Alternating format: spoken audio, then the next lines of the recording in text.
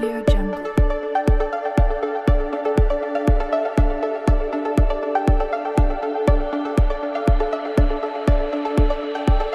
Audio Jungle. Hello दोस्तों, तो कैसे हैं आप लोग। आई होप कि ठीक होंगे।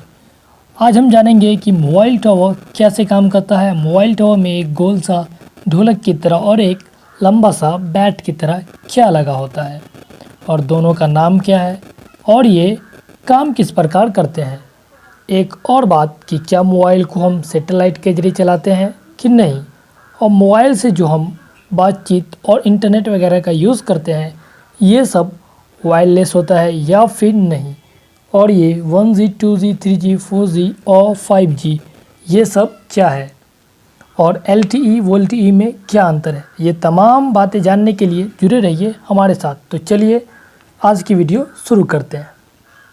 मोबाइल टावर में दो एंटीना लगा होता है, एक माइक्रोवेव एंटीना और दूसरा GSM एंटीना। तो इन दोनों का काम क्या होता है, इनका काम जानने से पहले हम ये जान लेते हैं कि हमें सिम लेते वक्त कोई भी आईडी क्यों देनी पड़ती है। हमें सिम लेते वक्त आईडी इसलिए देनी पड़ती है क्योंकि वो हमारा होम नेटवर्क कहलाता है, वो हमारे नज़दीकी टावर से जुड़ता है और MSC में इसको जमा रखा जाता है जहाँ से कॉल एक दूसरे को भेजा जाता है। MSC यानी मोबाइल स्विचिंग सेंटर, यहाँ पर सभी जगह के कॉल को एक दूसरे के पास भेजा जाता है। यहीं पर हमारे आईडी की सभी जानकारी सेव होती है, जिस आईडी से हम सिम लेते हैं, और इसी से कॉल ट्रेस भी हो जाता है।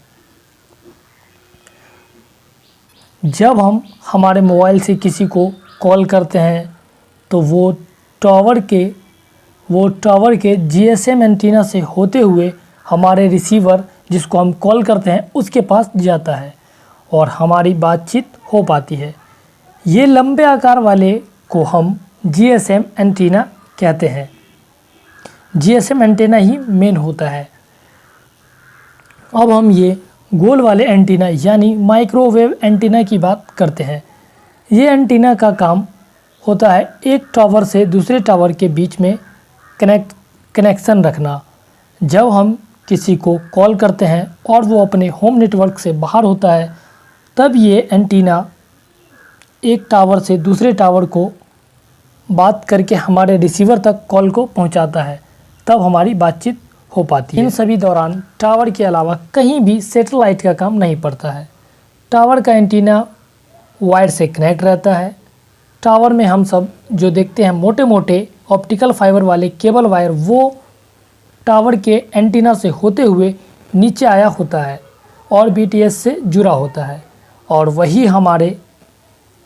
वही पूरी जगह फैला हुआ होता है, जिसे हम आसानी से कहीं भी कॉल लगाकर बातचीत कर सकते हैं, डाटा वगैरह का यूज़ कर सकते हैं।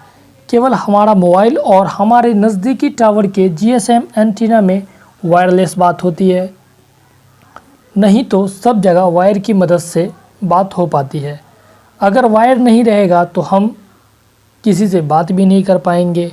ये सभी काम वायर की मदद से ही होता है। सैटेलाइट मोबाइल आम लोगों के पास नहीं होता है।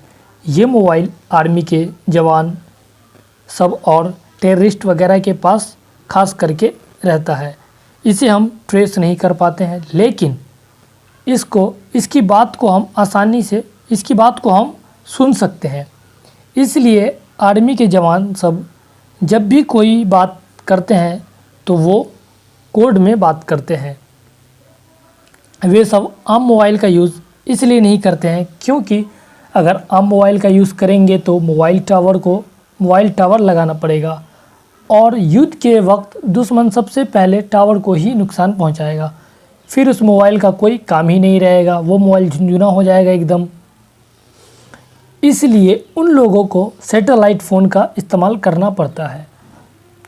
1G मतलब फर्स्ट जनरेशन के मोबाइल में केवल बात हो सकती थी और कुछ नहीं था उसमें। फिर आया 2G सेकेंड जनरेशन, उसमें मैसेज और कॉलिंग दोनों की सुविधा थी। फिर आया थर्ड जनरेशन 3G। इसमें इंटरनेट, कॉलिंग, SMS ये सब की सुविधा थी। ये मल्टीमीडिया मोबाइल था। फिर आया 4G जिसमें वीडियो कॉलिंग की भी सुविधा थी। लेकिन 4G को लाना इतना आसान नहीं था। 4G में काफ़ी दिक्कतें थी। इसीलिए 4G में LTE भी होता है और VoLTE भी होता है। LTE मतलब लॉन्ग टर्म एवोल्यूशन। इसमें जो LTE में काफ़ी परेशानियां थी। LTE में इंटरनेट की स्पीड काफ़ी बढ़िया थी, लेकिन वॉइस जब हम किसी को कॉल लगाते थे हम किसी अपने फ्रेंड को, वो लग जाता था किसी और को, तो इसमें काफ़ी दिक्कतें आती थी। ऐसा इसलिए होता था क्योंकि इसमें जो LTE में डाटा जो भेजा जाता था वो ऑप्टिकल फाइबर के ज़रिए भेजा जाता था। लेकिन वॉइस को रेडियो फ्रीक्वेंसी के ज़रिए भेजा जाता था। तो रेडियो फ्रीक्वेंसी के ज़रिए जब भेजा जाता था तो काफ़ी दिक्कतें आती थी। इसीलिए उसमें सुधार करने के लिए फिर आया VoLTE मतलब वॉइस ओवर LTE। तो वॉइस ओवर LTE में क्या होता है कि जैसे ऑप्टिकल फाइबर के ज़रिए डाटा को भेजा जाता था, तो उसी प्रकार उन लोगों ने एक प्लान बनाया कि अब वॉइस को भी ऑप्टिकल फाइबर के ज़रिए ही भेजा जाए। तो इसी का नाम पड़ गया VoLTE।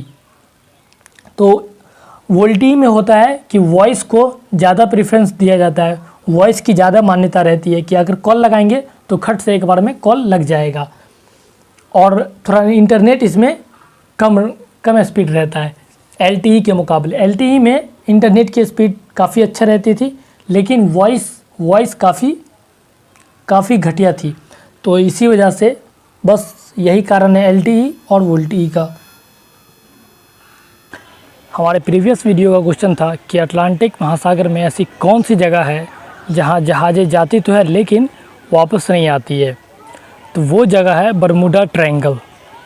ये बरमूडा ट्रायंगल 3 जगह है, एक जापान में और एक यहाँ इंडिया में भी है और एक अटलांटिक महासागर में।